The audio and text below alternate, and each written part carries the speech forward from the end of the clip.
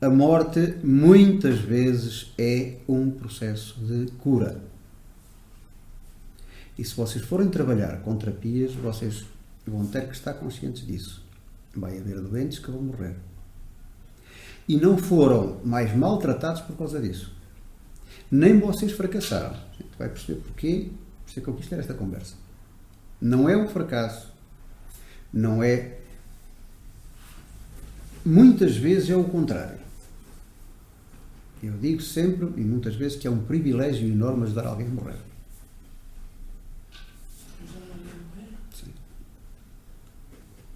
É das coisas mais maravilhosas que existem. Ajudar alguém a morrer. Por enquanto isso faz-me confusão. Por enquanto. Já lá vamos.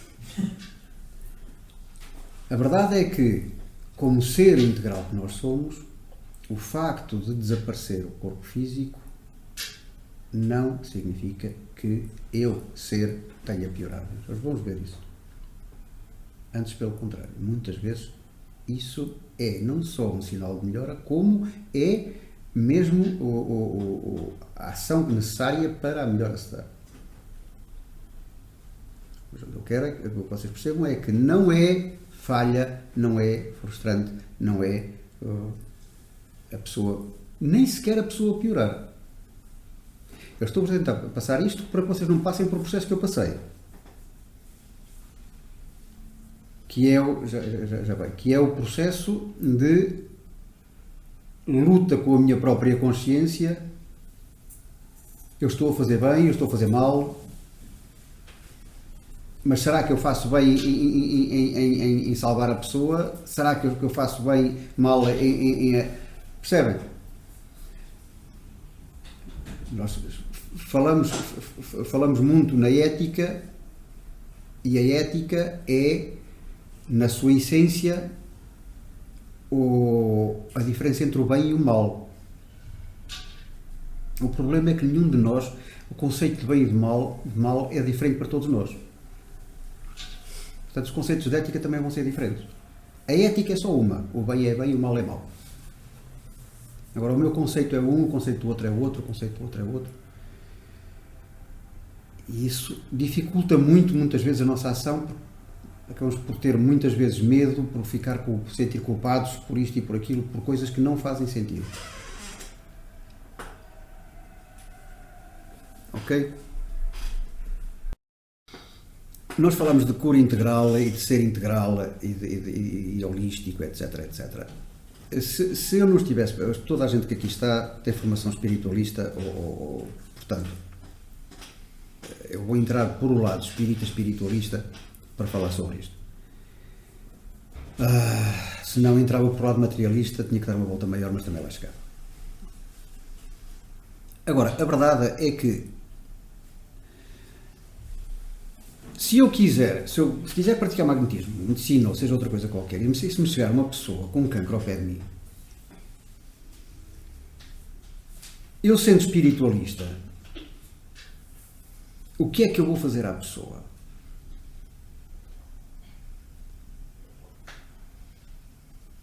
Ela tem um problema no corpo. Eu vou salvá-la do cancro? E se eu tenho consciência, eu como espiritualista e até como frequentador de timatos, tenho consciência de que esse cancro foi resultado de comportamentos desviados dessa pessoa. Porque são sempre.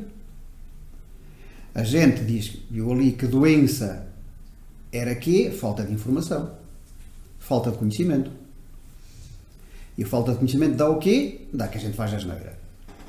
E quando a gente faz asneira, aparece doença. E se eu retirar a doença à pessoa, ela vai passar a voltar a fazer asneira.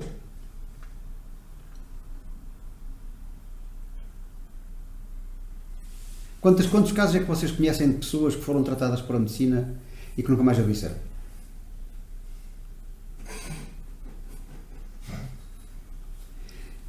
Quantos casos é que vocês conhecem de pessoas tratadas por medicina e que nunca mais adoeceram de doenças relacionadas? Só para diminuir um bocadinho a...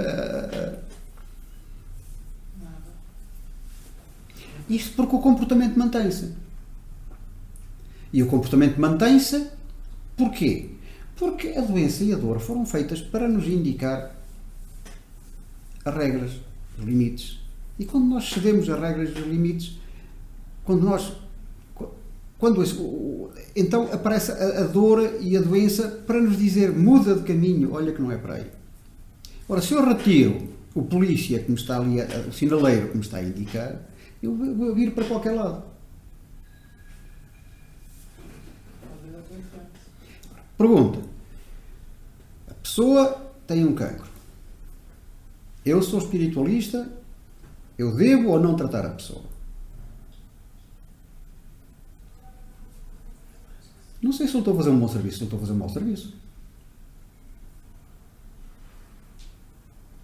Isto é ética. E eu, quando comecei a fazer tratamentos a sério, vi-me confrontado com este tipo de casos. Não a ética comum, social, mas a minha própria ética.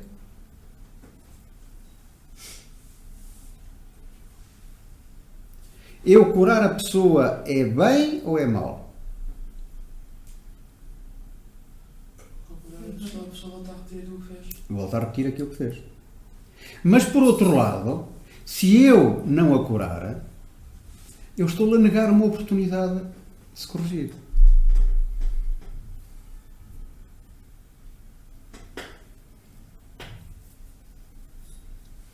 Porque ela vai morrer e já não vai ter oportunidade nesta altura de se corrigir.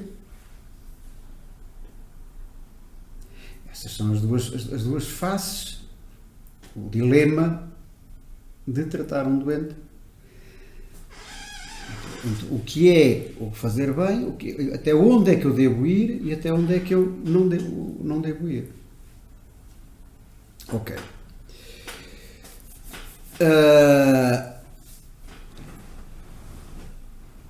Vamos começar por nos situar. E eu tenho dito e digo cada vez mais que nós temos um conceito muito deturpado de espírito e de corpo e de ser espiritual e de ser físico e etc, etc, etc. Esse conceito foi necessário para nós chegarmos aqui? Foi. Mas está na altura de nós começarmos a requintar mais esse conceito. Primeiro dissermos que nós éramos um corpo com espírito. Quando a gente andava na religião, etc, etc, tenho um espírito, e a gente trazia o espírito no bolso ou em qualquer lado, mas andava com o preço de um balão, o espíritozinho atrás de mim. Depois a gente passou para o espiritualismo, e mais especificamente quem frequentou o espiritismo, disseram-nos que nós éramos um espírito com corpo. E a gente começou, apesar de ficar agarrado sempre ao corpo, que é o que está presente, ficou assim com uma ideia que é mais ou menos a mesma coisa, mas que em vez de ser eu a segurar no balão, é o espírito que segura no cordel e o balão anda cá em baixo. Ou o carrinho dos rolamentos anda cá em baixo. E vivemos com essa ideia que serviu para o que serviu, é um modelo que serviu para o que serviu, mas que é um atavio muito grande, que nos limita muito e que nos dá uma percepção errada de muitas coisas. A verdade, e alguém, se tivesse aqui alguém que eu conhecia se rir, a verdade é que isso não existe.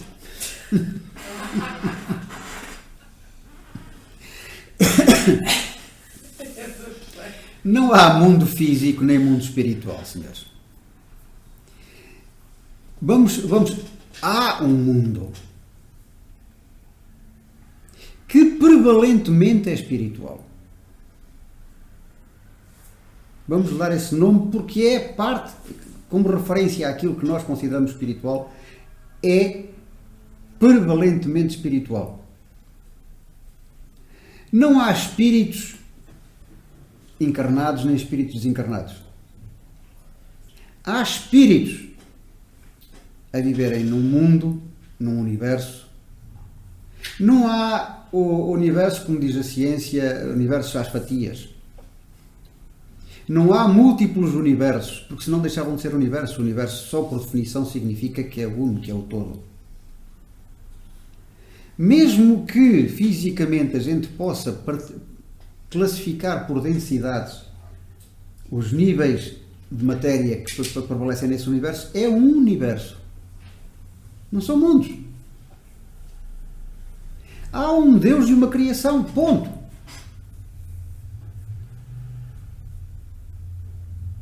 E isto, no que diz respeito a nós, e aos seres inteligentes, e todos os seres são inteligentes, é mundo espiritual.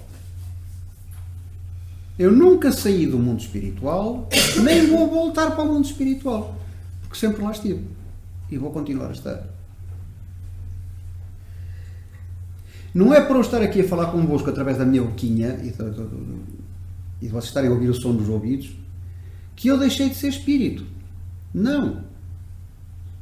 Eu, se estivesse aqui, ali na sala ao lado, e pegasse no telefone e estivesse a falar com vocês para aqui, eu deixava de ser o Carlos Matos só por estar a falar ao telefone?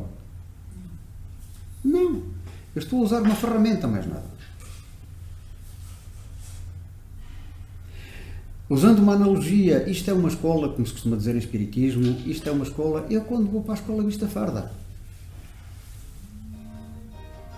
Quando saio da escola tiro a farda.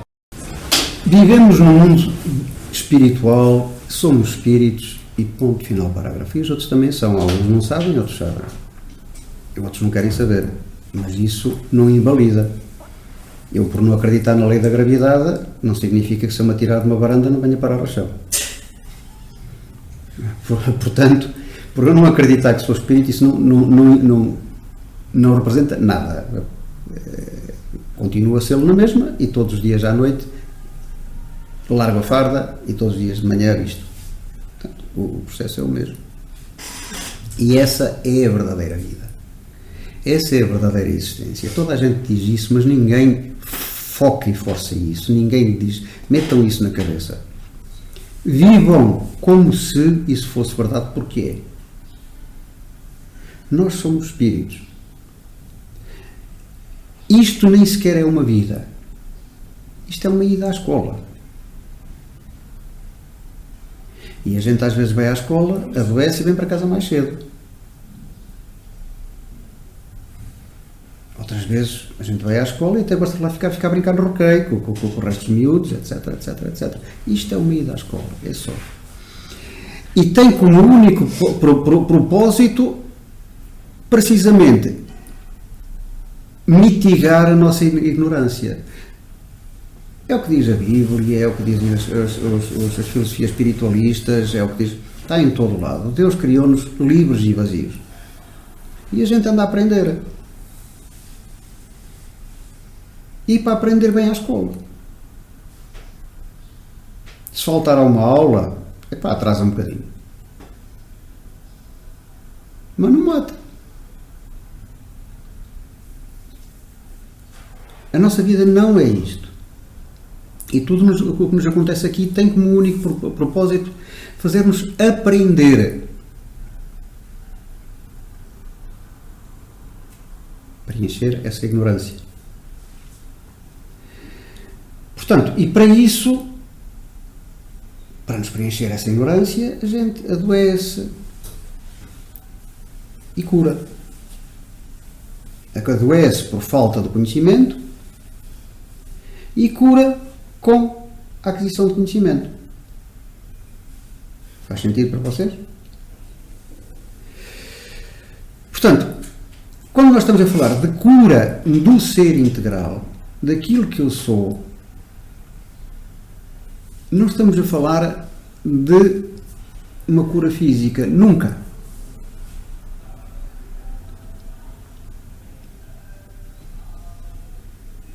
A cura física é um meio de dar mais hipóteses à pessoa dela aprender mais um bocadinho ou de aprender melhor, se quiser. Mas não é cura.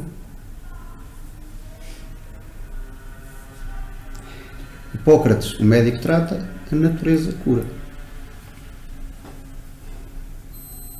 Não pensem para vocês quando estiverem a tratar um doente, eu vou-te curar, porque não estás a curar. Até podes debelar a doença, mas não estás a curar. A verdadeira cura nunca é física, mas a cura física pode ser útil. Lá está a atual dualidade. Sou doente, tenho um cancro, e se eu não o curo, estou a retirar uma oportunidade dele continuar dele aprender nesta vida. É como a gente, quando fazia asneira na escola, e o professor dizia, anda cá, dava uma segunda chance, não é? Olha, fazer mais uma prova, anda lá, mais um bocadinho, eu até fico aqui contigo, tal, não sei o quê. No entanto, também há o facto de, se eu curo, então eu posso estar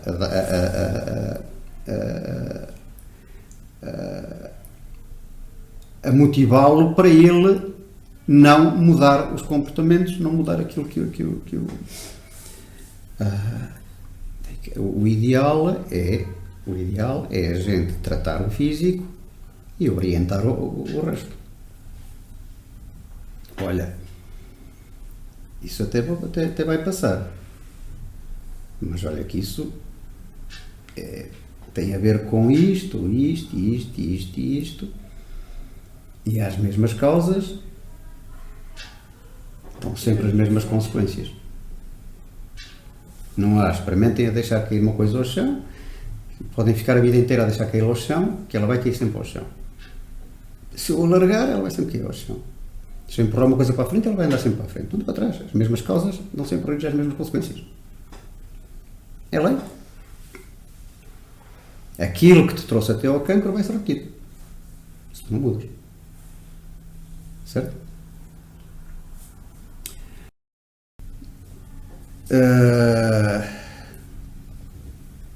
Nós estamos a morrer mal precisamente por causa dessa ideia que nós temos, eu devia ter falado isto antes, dessa ideia que nós temos de que a vida é só isto, de que sou um espírito com corpo, de que ou um corpo com espírito, ou chamam da forma que quiserem, e o mundo físico é aqui e o mundo espiritual é acolá, e eu agora estou no mundo físico, portanto eu quero é viver a minha vida, e depois quando eu lá chegar eu vejo, e argumentamos com coisas que são perfeitamente falaciosas, a gente sabe, que é nunca ninguém veio cá para dizer, e etc. E isso faz com que nós estejamos a morrer mal, a morrer muito mal. E o que é que eu chamo de morrer mal? Para aqueles que são espíritas, todos vocês têm conhecimento de espiritismo, nós temos a ideia, meteram-nos na cabeça que a gente, quando morre, tem assim um flash, vêm os mentores ter connosco, os familiares e tudo, batem-nos nas costas, lá meu menino, como estás? Ai, que saudade, está tudo muito bem. E depois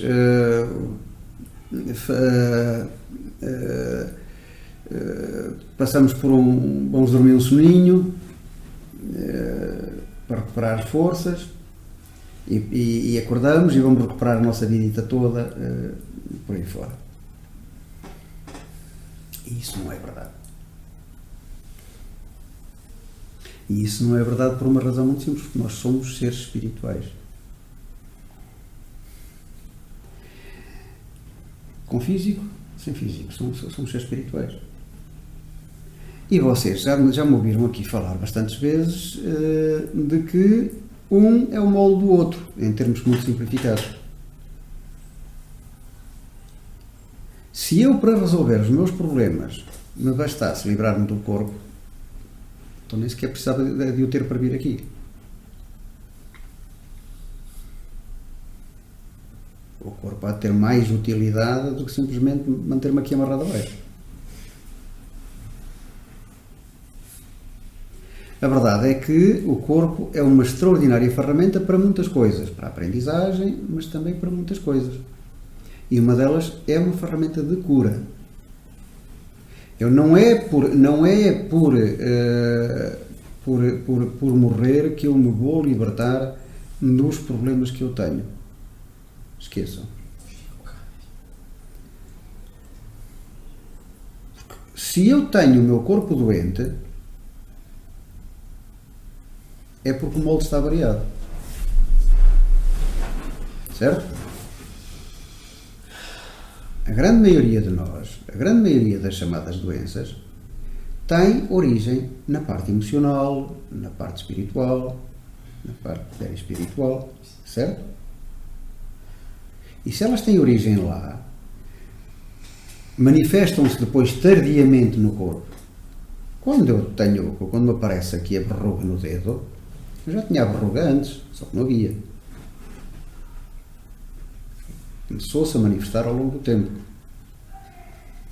Quando eu tenho a úlcera, quando eu tenho o cancro, quando não sei o que, não sei quantos, ele começa a manifestar-se na minha parte espiritual antes de se manifestar no corpo.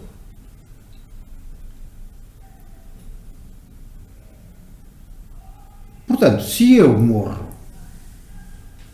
e deixo de ter o corpo e continuo com a minha doença, com o meu problema, o molde está avariado.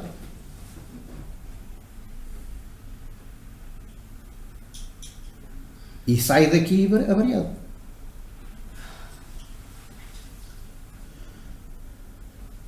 E a questão é que isto é a ferramenta pela qual eu posso tratá-lo. Sem esta ferramenta vai ser muito difícil eu livrar-me dos problemas com que passo para o outro lado. Muito difícil e em alguns casos até impossível. É por isso que há pessoas que morrem e reencarnam logo a seguir em bebés ou isto e aquilo, não sei o que, não sei quantos, para tentar corrigir certas situações que são incorrigíveis do outro lado. Estou só a citar um exemplo. Só.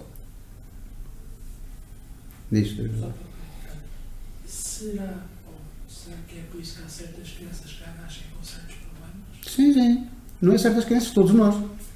Nós temos uma parte dos nossos problemas são adquiridos aqui e outros são herdados. No nosso passado. Aliás, vocês sabem disso, não é preciso sequer no espiritismo. Que essa ligação às vidas passadas está em tudo o que é espiritualismo. Exageradamente, mas está. Também é exagero, quer dizer, o mosquito mordou-me na cabeça que foi da vida passada. Mas que há uma ligação enorme, precisamente porque nós não temos essa ferramenta. E isso é explicável, nós vamos, com o tempo e aqui, perceber a fisiologia disso. O porquê é que isso acontece? A fisiologia do processo, porque é que vocês têm uma ideia até já muito razoável, no caso das emoções, que são a maior parte das causas de problemas. A gente falou aqui já bastantes vezes e fala que as nossas emoções são geridas pelos órgãos, pelos nossos órgãos. Ora, se eu saio daqui desequilibrado emocionalmente, eu deixo de ter órgãos para equilibrar as emoções. É simples assim. Isto está pano para mangas, então, mas porquê é que as emoções? Sim, porque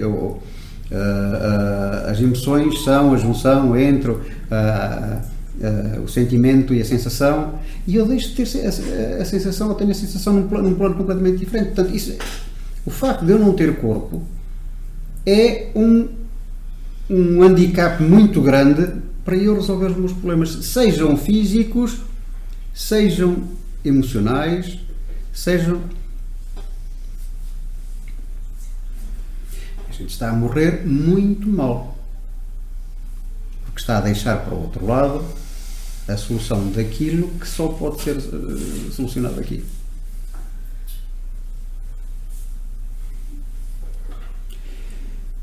Vocês sabem, e eu só a título de exemplo, eu acho que, não sei se a todos, mas a alguns de vocês eu já referi isso.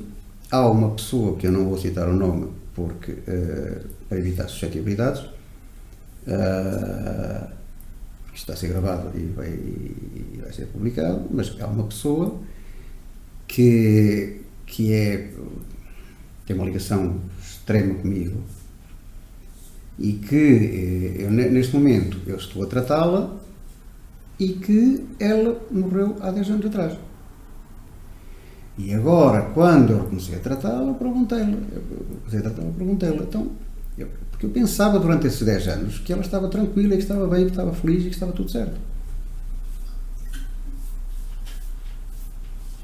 E agora perguntei, então, mas não, está, o resultado do processo de doença dela e do processo de vida, um processo depressivo enorme, pronto, uma série de consequências, e que está a ser tratada agora. Eu perguntei, então, mas porquê só agora? Ela esteve 10 anos a recompor-se a nível físico, fisiológico. 10 anos. E não é daquelas que têm processos mais longos.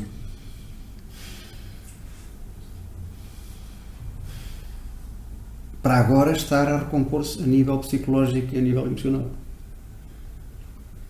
E tem a sorte de estar a tratar-se comigo. Sorte, entre aspas.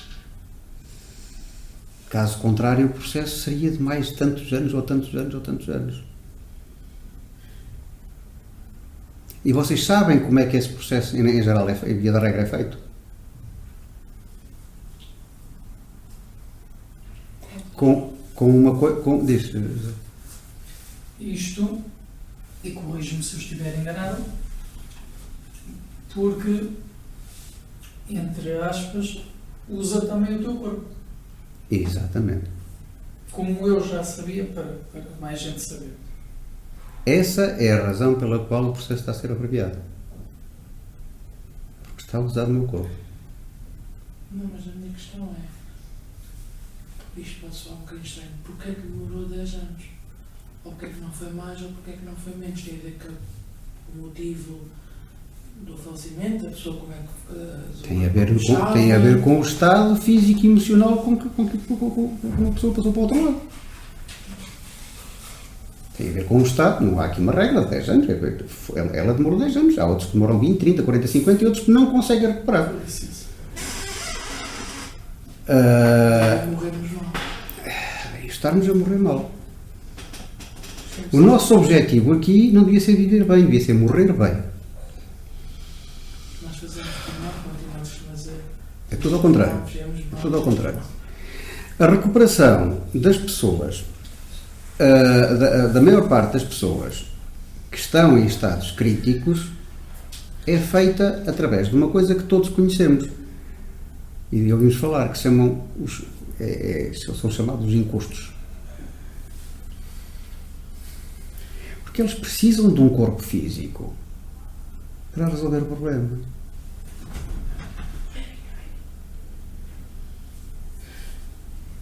E depois a gente vai aos centros espíritas e já diz, e tal, não sei o quê, porque se eu estiver mal, aparece alguém que fica também mal e fica ao pé de mim, isso é uma questão de sintonia e é. Mas depois há outro fator a seguir. Porque ele fica melhor quando está próximo da gente, porque partilha um bocadinho do mal dele connosco e tal, isto é o que nos é dito nos centros espíritas.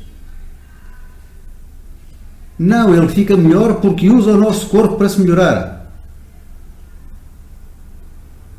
Eles aproximam-se de nós porque o ficarem próximos de nós, do nosso fluido, e vamos estudar isso em magnetismo, vocês vão perceber, a partilha do nosso fluido permite que eles libertem as emoções através de nós. Só para terminar muito rapidamente, que vocês lembrem-se de uma coisa. Uma das coisas que nos poupa ao sofrimento é nós termos um corpo. Porque é sabido de todas as religiões, crenças espiritualistas, etc, todos nos ensinam isso. que do outro lado, que não é o outro lado, é aqui, mas que quando nós não temos um corpo, as coisas boas tornam-se muito melhores. O bem está no paraíso, mas as coisas más são muito piores. O sofrimento do outro lado é muito pior do que aqui. O bem-estar é muito mais agradável, mas o sofrimento é muito pior. Portanto, a pessoa que sai daqui com a unha encravada, lá vai ficar com a unha mais encravada. Mas pior um pouco, a pessoa que sai daqui ou deprimida ou com um problema, lá vai ficar bastante pior. E isso é facilmente explicável através do magnetismo e através do... Nós estamos a morrer mal. E voltando ao início da minha conversa há bocado, não só por isso, mas também é que ajudar pessoas a morrer é um privilégio enorme. E a morte não tem nada de mal. Estamos aqui todos com objetivos diferentes. Cada um de nós tem um curso a fazer. E cada um de nós determinou um período de escola. Eu vou lá de X a X. Eu vou lá fazer isto. Eu vou lá fazer aquilo. Eu vou lá. E todos nós somos pessoas diferentes. E porque somos pessoas diferentes, todos nós temos percursos diferentes. E temos objetivos diferentes. E ninguém sabe qual é o objetivo do outro. Eu, quando a pessoa se deita naquela marquesa, eu não sei se ela quer viver, se ela quer morrer. Independentemente do que o corpo que está à minha frente me disser. Eu tenho uma senhora que estou a tratar, que já tentou suicídio N vezes, já não tem conta. Da última vez tomou 50 e tal comprimidos para dormir, etc, etc, etc. Já fez de tudo para morrer e não consegue. Ela chegou aqui e uma das primeiras coisas que me disse foi: eu sou tão coisa que nem para morrer presto, nem para matar presto. E agora, porquê? Ainda não tinha chegado a hora dela. Não, porque ela não quer morrer. A pessoa, o corpo que está aqui comigo diz-me que quer morrer. Agora já não diz. O que está aqui comigo diz-me que quer morrer. Mas o ser que é ela sabe que não. E como nós somos controlados por nós, não é por mais nada, nem ninguém, por nós, então, sempre que ela tenta fazer o que nós... Não vais, ficas aí. É por isso que às vezes as pessoas que se realmente tentam matar e vamos ter que fracassam, há certas pessoas que depois de fazer o ato até se arrependem de o fazer. Sim, claro. Bem, o suicídio é sempre um ato de desespero. Ninguém quer morrer. Porque isso é inato em nós. Isso faz parte do nosso instinto de sobrevivência, de preservação, que nós trazemos desde a pedra. Ninguém quer morrer. A gente quer é livrar-se dos problemas. Isso é outra questão. E depois, quando a gente faz e percebe que isto não resultou em nada, não sei quantos, claro que se arrepende todo. Já o oposto também acontece. A pessoa está muito bem, até está muito bem de vida e tudo de saúde. Isso é comum, é extremamente comum. Olha, agora que ele estava bem é que morreu. E morreu porquê?